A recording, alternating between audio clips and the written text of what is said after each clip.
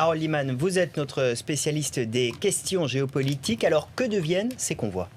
C'est le mystère de l'heure, car personne ne peut vous dire exactement où se trouvent ces 270, parfois c'est 268, parfois c'est 240 et quelques camions humanitaires, tout beaux, tout blancs, tout identiques, sans plaque d'immatriculation, avec des soldats sans insigne au volant. Et ils sont partis de Moscou et ils devaient aller à Kharkiv. Et surprise, ils ne sont jamais arrivés à Kharkiv. Ils sont passés par ici. Et ils sont un peu dans la nature, dans ce monde où, si vous voulez, ils doivent accéder à cette tache violette, qui est une partie de l'Ukraine qui est en rébellion, en tout cas en guerre civile. Il y a des gens qui sont pour l'Ukraine, d'autres qui sont pour la Russie dans cette tâche-là. Cette Russie, que je rappelle, est en train de grignoter pas mal sur les frontières de l'Ukraine. Elle a pris la Crimée, elle a annexé. Il y a la Transnistrie, qui est un petit pays artificiel qui est dans son obédience. Et puis, il y a des morceaux de la Géorgie qui sont des satellites de Moscou. Bref, si vous êtes ukrainien, vous avez peur. Mais quand même, vous envoyez 15 camions humanitaires.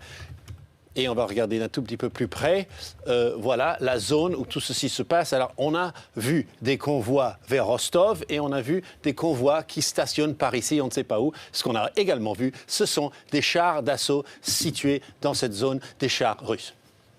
Alors cette polémique, Harold, sur les convois humanitaires intervient alors que les combats ont redoublé en intensité ces dernières heures. Oui, et c'est tout à fait lié comme phénomène. On va regarder vraiment de près. Là, en bleu, vous voyez les zones qui sont tenues par ce qu'on appelle les séparatistes. Ce sont des gens, des Russes, des Ukrainiens, peu importe, qui sont dans cette zone et qui veulent être rattachés à la Russie.